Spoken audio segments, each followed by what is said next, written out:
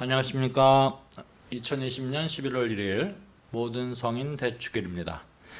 오늘 복음은 마태복음 5장 1절에서 12절까지입니다. 그때 예수님께서는 군중을 보시고 산으로 오르셨다. 그분께서 자리에 앉으시자 제자들이 그분께 다가왔다. 예수님께서 입을 여시어 그들을 이렇게 가르치셨다. 행복하여라 마음이 가난한 사람들, 하늘나라가 그들의 것이다. 행복하여라 슬퍼하는 사람들, 그들은 위로를 받을 것이다. 행복하여라 온유한 사람들, 그들은 땅을 차지할 것이다. 행복하여라 의로움에 줄이고 목마른 사람들, 그들은 흡족해질 것이다. 행복하여라 자비로운 사람들, 그들은 자비를 입을 것이다.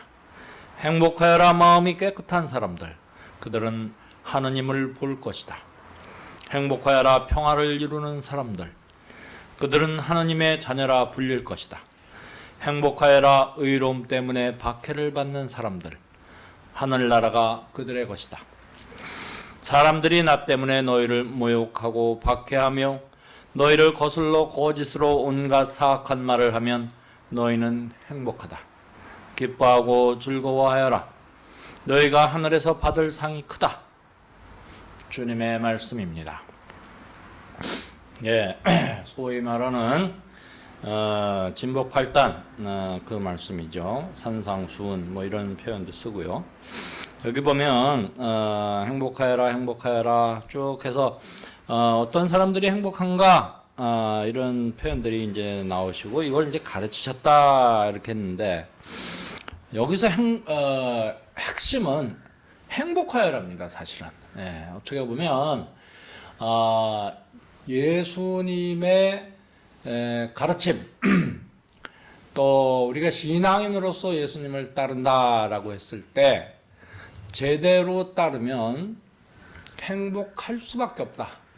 기쁠 수밖에 없다라는 겁니다. 자, 누차 말씀을 드리지만 이제 구원론인데 예수께서 강생하신 이유 구원자 예수 아니에요? 그러면 구원의 구체적이고 실제적인 내용이 뭐냐?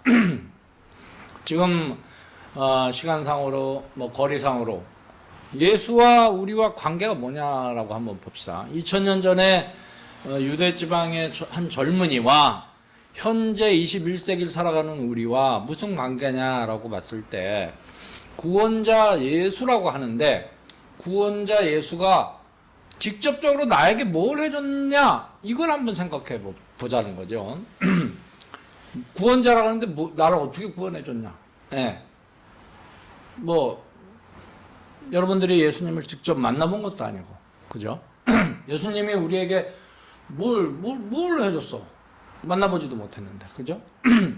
그러니까 중요한 것은 성자 제2위 성자 예수 그리스도가 구원자로서 우리에게 해준 것이 뭐냐라고 했을 때 뭐 여러 가지 뭐 신학적이고 또 신으로서 우리에게 해준 것 뭐 이런 걸 다 차치하고 그냥 구체적이고 실제적인 측면만 따져봤을 때 예수께서 구원자로서 우리를 어디서부터 어디로 구원했느냐를 초점을 맞춰보면 행복하지 않은 상황에서 행복한 상황으로 구원했다라는 건데요. 그것은 어떻게 구원을 했느냐? 바로 기쁘고 행복하게 살 수 있는 방법을 구체적으로 알려주시고 가르쳐주시고 모범을 보여주셨다라는 겁니다. 그리고 그 핵심 내용은 뭐냐? 바로 사랑이다라는 거예요. 사랑을 하면 기쁘고 행복하다. 사랑한 만큼 기쁘고 행복하다라는 거예요. 자, 그럼 다시 예수의 말씀을 잘 듣고 잘 따르고 실천했다면 기쁠 수밖에 없는 거예요. 그럼 다시 얘기하면 우리가 온전하게 신앙인으로서 잘 산다면 기뻐야 되는 거예요. 기쁠 수밖에 없고. 예. 그래서 다시 이제 말하면 만약에 내가 신자로서 신앙인으로서 기쁘지 않다면 제대로 신앙인으로서 살고 있지 않다라는 증거가 될 수도 있다라는 겁니다. 예수께서 오늘 복음에서 행복하여라, 행복하여라, 행복하여라 쭉 말씀해요. 행복해야 되는 거예요. 예. 근데 실제적으로는 어때요? 우리가 불완전한 인간 존재로서 그 불완전이라는 그 단어 안에는 사실은 행복하지 않다라는 의미가 포함되어 있다고. 완전하지 않아요. 그러니까 우리는 실수하고 잘못을 저지르고 또 이 불완전한 인간 존재가 만들어 놓은 이 세상에 사실은 행복할 일이 별로 없는 거죠. 예. 특히 이 지금 경쟁 체제 안에서 뭐 투쟁 아닙니까? 매일매일 살기 위해서 먹고 살기 위해서 투쟁하는 거죠. 예. 특히 이 코로나19 시절에 더욱 더 힘들어지고 또 이 자본이라는 그 속성상 인간을 파괴하는 그런 시스템 안에 있다. 그래서 이런 열악한 상황에서 인간 존재가 행복할 수 있는가 참 힘들다라는 거죠. 네. 근데 그걸 아시는 거죠. 하느님께서는 그걸 아시고 또 성자 제위께서 강생을 하셔서 그럼에도 불구하고 이 불완전한 존재들이 행복하고 기쁘게 살 수 있도록 구원했다라는 거예요. 그 구원의 핵심은 기쁘게 살 수 있는 길. 그러니까 예수가 길이요, 나는 길이요, 진리요, 생명이다 이런 표현을 쓰시죠. 이 길을 따라오면 생명을 얻는다, 기쁘다, 행복하다 이런 뜻이 되는 거죠. 자, 그래서 오늘도 이 진복 8단, 진짜 이 복된 8가지의 요소를 말씀하시지만 핵심은 행복해야 된다라는 겁니다. 어떻게 행복할까?